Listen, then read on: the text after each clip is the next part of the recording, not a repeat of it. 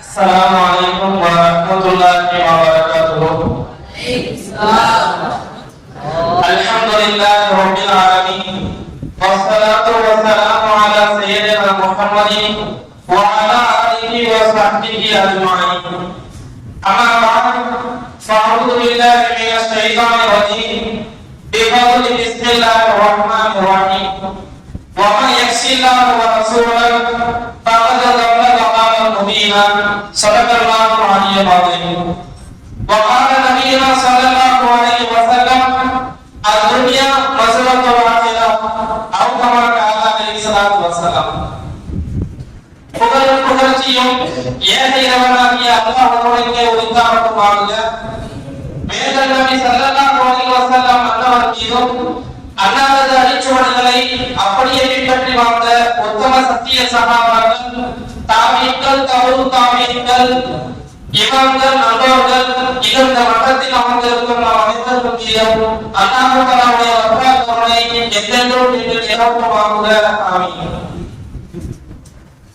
எனவே இந்த மட்டத்தில் கொடுக்கப்பட்ட தலைப்பு சமாதான பிரச்சனைகளுக்கான தீர்வு. கண்ணியமிக்கவர்களே, முதலில் இந்த சமூகத்தில் பிரச்சனை எதனால் ஏற்படுகிறது என்பதை நாம் ஒவ்வொருவரும் புரிந்து கொள்ள கடமைப்பட்டிருக்கிறோம். இந்த சமூக பிரச்சனைக்கான முக்கிய காரணம் நாமும் நம்முடைய குடும்பத்தாருக்கு தான். ஏனென்று சொன்னால், நவீன இயந்திரங்கள் வருவதற்கு முன்னால் வாழ்ந்த மக்கள் அல்லாஹ்வின் மீதும் அல்லாஹ்வுடைய ரசூலின் மீதும் பயபக்தியுடன் இருந்தார்கள், மார்க்கத்தின் மீது பற்றுள்ளவர்களாக இருந்தார்கள். அவர்களுக்கு பிரச்சனை வந்தாலும் அல்லாஹ் தஆலா அதை பிரச்சனையாகவே ஆக்காமல் ஒரு சுமூகமான வாழ்க்கையாக இருந்தார்.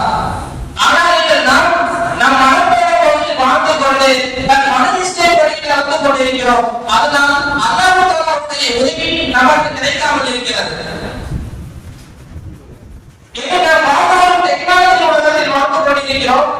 இயந்திரங்களின் எண்ணிக்கை அதிகரிக்க நம்முடைய ஈமானுடைய பலம் குறைத்துக் கொண்டிருக்கிறது.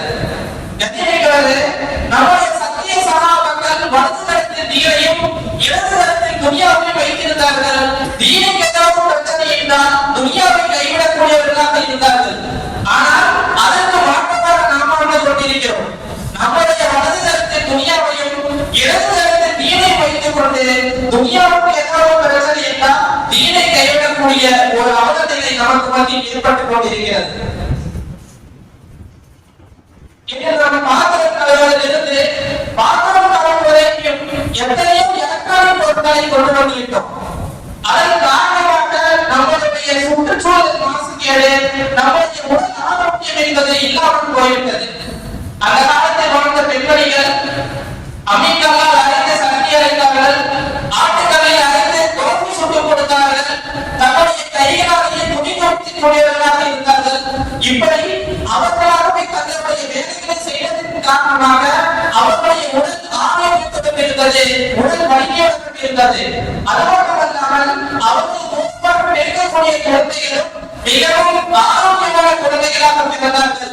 ஆனால் இன்று அந்த டெக்னாலஜி உற்பத்தியின் காரணமாக பிறக்கக்கூடிய குழந்தைகள் பலவீனமான குழந்தைகள் பிறக்கக்கூடியதாக இருக்கிறது.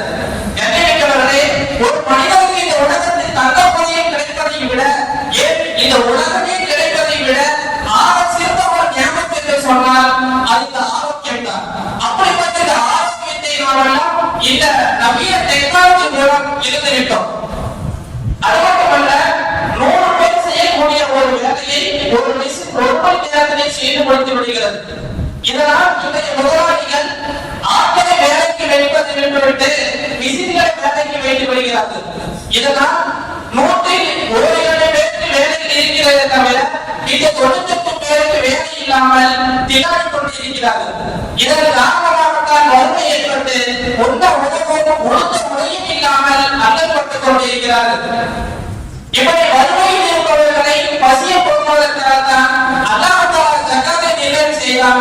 ஆனால் நாம் நினைத்து வருகிறோம், ஏதோ கோடிக்கணக்கில் சொத்தளித்திருந்தால்தான் ஜகாத் கொடுக்க வேண்டும் என்பதாக எண்ணி நம்முடைய இயல்பையை மறந்துவிட்டோம். இந்த நாட்டில் நிலவக்கூடிய ஜிஎஸ்டி, இந்த பிரச்சனை மக்களுடைய பணத்தையே சொல்லி மக்களையே வழிநடத்திக் கொண்டிருக்கிறார்கள். ஜிஎஸ்டி வரியினால் மக்களுக்கு நலன் செய்வார்கள் என்று பார்த்தால் அப்படி செய்யாமல்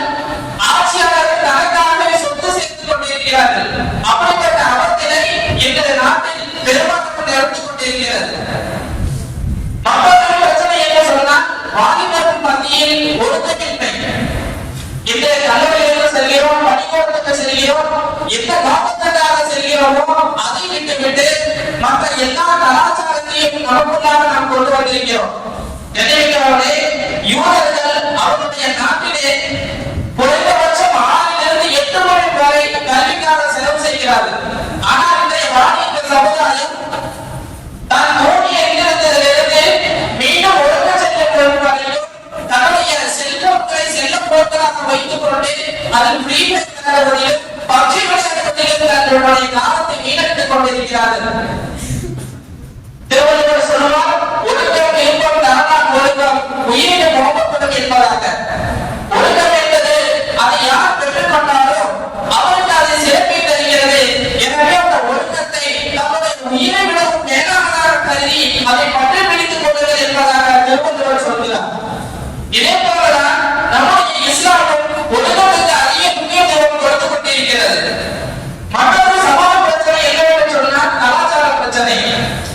இது நபி ஸல்லல்லாஹு அலைஹி வஸல்லம் அவருடைய வழிமுறையை நாம் கைவிட்டதன் காரணமாக மாற்று கலாச்சாரத்துடைய அந்த பழக்க வழக்கங்கள் நம்மளுக்கு மத்தியில் வந்துவிட்டது. நபி ஸல்லல்லாஹு அலைஹி வஸல்லம் எப்படி சாப்பிட சொன்னார்களோ, எப்படி தண்ணீர் அருந்த வேண்டும் என்று சொன்னார்களோ, கழிவுகளை செல்லும்போது என்ன ஒழுக்கத்தை பேண வேண்டும் என்று சொன்னார்களோ அதையெல்லாம் நாம் விட்டுவிட்டு மாற்று கலாச்சாரத்தை பயன்படுத்திக் கொண்டிருக்கிறோம். அதனால் பழைய புதிய புதிய நோய்கள் நம்மை அழைத்துக் கொண்டிருக்கிறது. இந்த சமூக பிரச்சனைக்கான தீர்வு எப்படியாக ஸல்லல்லாஹு அலைஹி வஸல்லம் அவர்களின் வார்த்தை குறைவித்தான் இருக்கிறது என்பதை ஒருவர் மறந்துவிடக்கூடாது. ஒரு பறவைக்கு இயற்கைகள் எப்படி அவசியமோ, ஒரு சைக்கிளுக்கு சக்கரங்கள் எப்படி அவசியமோ, அதே போல ஒரு மனிதனுக்கு இபாதத்தும் அவசியம், அஹ்லாக்கும் அவசியம் என்பதை நாம் ஒருபொழுதும் மறந்துவிடக்கூடாது. அப்படிப்பட்ட நற்குணத்தை நாம் நம்முடைய வாழ்க்கையில் அடைந்து கொள்ள வேண்டும் என்று சொன்னால் அதற்கு பல தன்மைகளை நம்முடைய வாழ்க்கையாக ஆக்க கடமைப்பட்டிருக்கிறோம். அதில் முதலாவது தன்மை வெட்கம். நபி ஸல்லல்லாஹு அலைஹி வஸல்லம் சொல்றார்கள், அல் ஹயாஉ மினல் ஈமான். வெட்கம் என்பது ஈமானுடைய ஒரு பகுதி என்பதாக சொல்றார்கள். இந்த வெட்கமில்லாததன் காரணமாக நமக்கு மத்தியிலே கொலை செய்வது, கொலை செய்வது, இது போன்ற பெரும்பெரும் தவறுகள் நமக்கு மத்தியில் பரவலாக நிகழ்ந்து கொண்டிருக்கிறது. எனவே எம்பெருமானார் ஸல்லல்லாஹு அலைஹி வஸல்லம் எந்த அளவுக்கு வெட்கமாக இருந்தார்கள் என்று சொன்னால், யாராவது யாசகம் கேட்க வந்தால் அவருக்கு இல்லை என்று சொல்வதை போல வெட்கமானதாக கருதியிருக்கிறார்கள். அது மட்டுமல்ல, வெட்கத்தில் ஒருவருக்காக இருக்கக்கூடிய உஸ்மான் ரலியல்லாஹு அன்ஹு எந்த அளவுக்கு வெட்கமாக இருந்தார்கள் என்று சொன்னால், இஸ்லாமில் ஏற்றுக்கொண்டு முடிவது போலும். ஆனால் அதையும் கூட ஒரு வெட்கத்துக்கு முரணாக செய்ய என்பதாக கருதி தன்னுடைய வாழ்நாள் முழுவதும் அவருக்கு கொஞ்சம் குடிப்பதற்காக அதற்கு உஸ்மான் ரலியல்லாஹு அன்ஹு இருந்திருக்கிறார்கள். அடுத்த ஒரு பிரச்சனை சமூகத்தின் மத்தியில் உண்மை தன்மை என்பது இல்லாமல் போய்விட்டது. எம்பெருமானார் ஸல்லல்லாஹு அலைஹி வஸல்லம் சொல்றார்கள், நிச்சயமாக உண்மை என்பது நேர்மையின் பக்கம் வழிகாட்டும், அந்த நேர்மையை சொல்றதின் பக்கம் வழிகாட்டும் என்று சொல்றார்கள். வேறு சொல்வார்கள், பொய் என்பது அது பாவத்தின் பக்கம் வழிகாட்டும், அந்த பாவம் என்பது நரகத்தின் பக்கம் வழிகாட்டும் என்பதாக நமக்கு எச்சரிக்கை செய்திருக்கிறார்கள். கண்ணியமிக்கவர்களே, நாம் சிறு பொய்யை சொல்லிவிடுகிறோம்.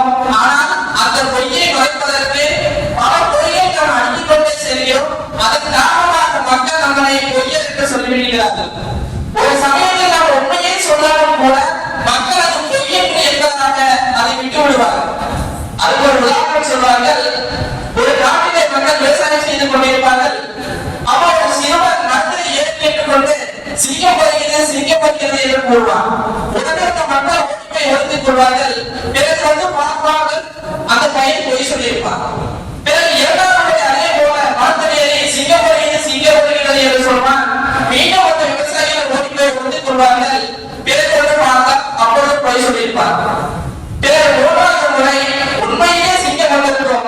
அப்பொழுது அந்த பையன் மரத்திலேயே நின்று சிங்கப்படுத்தி என்று சொல்வான். நீ ஏற்கனவே இந்த இறந்த முறை ஏமாந்து விட்டாய், எனவே நான் ஏமாற மாட்டேன் என்று சொல்லிவிடுவார்கள். உண்மையிலேயே அந்த சிங்கம் வந்து அவர்கள் அடித்துக் கொடுத்துவிடும்.